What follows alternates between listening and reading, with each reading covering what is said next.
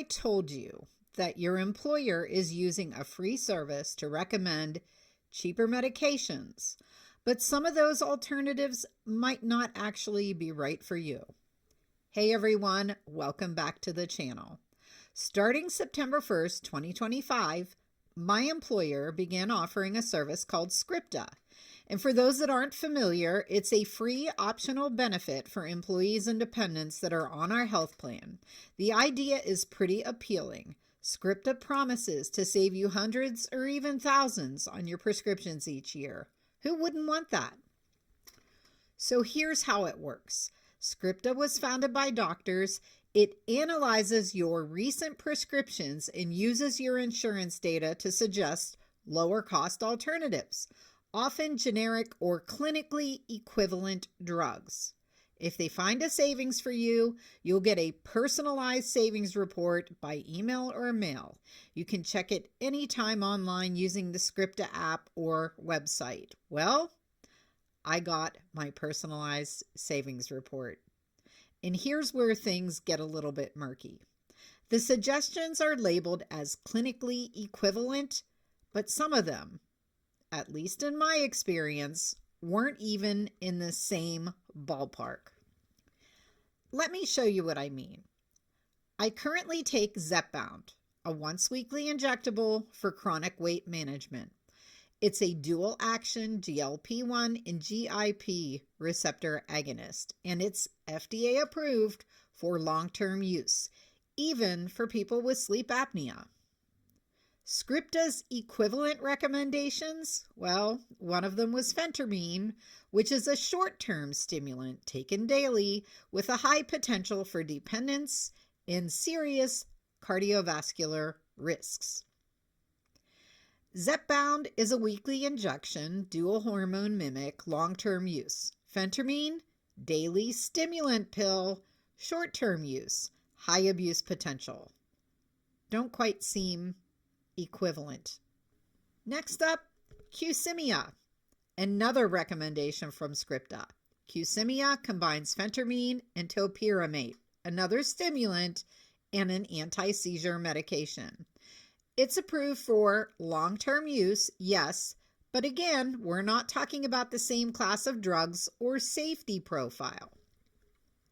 And then there was Wegovy, and yes, I saw that coming from a mile away. So Scripta recommended Wegovy, a once-weekly GLP-1 agonist, which is at least closer in mechanism to Zepbound, but even here, it's not an apples-to-apples comparison. Zepbound is Tirzepatide, a dual-action drug that's shown greater weight loss in clinical trials. Wegovy is semaglutide, a single-action GLP-1 drug. Both can be effective, yes, but depending on your health history, one may be more appropriate than the other. So why is Scripta recommending these drugs? The truth is, Scripta is working with your employer's Pharmacy Benefits Manager, or PBM. These PBMs, like CVS Caremark, make exclusive rebate deals with the drug manufacturers. That means your insurance might cover one drug, like Wegovy, while dropping coverage for another, like Zepbound, even if it's more effective for you.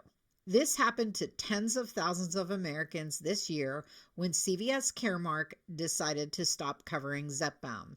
And I did a video on that. I will definitely link to that so that you guys can watch that as well. It's very disturbing, and it certainly has me flustered. I'm concerned that when our open enrollment comes around this November, that we could be getting some news that Zepbound is going away. But we'll see. We'll see what happens. A New York Times investigation confirmed this. CVS Caremark dropped Zepbound even though clinical trials showed it was more effective than Wegovy. Patients who had lost 50 or more pounds on Zepbound were suddenly being forced to switch, not because it was medically better, but because it was cheaper for the PBM. So what should you do? Here's what you need to remember if you receive a Scripta recommendation. First, talk to your doctor. Always talk to your doctor. Never switch medications without their guidance. Secondly, Ask questions. Ask lots of questions. Find out why a medication was recommended and what it actually does, how it's different from what you're currently on. And third, know your rights. You can request a medical exception or choose to stay on your current medication, even if it costs more.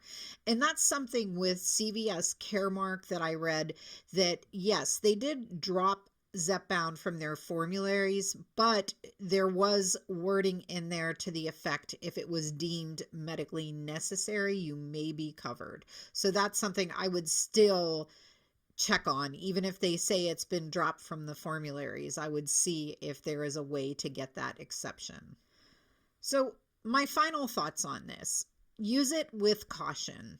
Scripta is not evil, it's a tool, and for many people it could help save real money, especially for brand name drugs with generic versions. But when it comes to complex conditions like obesity, diabetes, or mental health, swapping out medications is not like switching brands of cereal. You need to know the clinical differences, the risks, and make an informed choice with your doctor, not just your HR department. Have you received a Scripta report, or have you had a similar experience with your health plan pushing a medication switch? Drop a comment below. I would love to hear your story.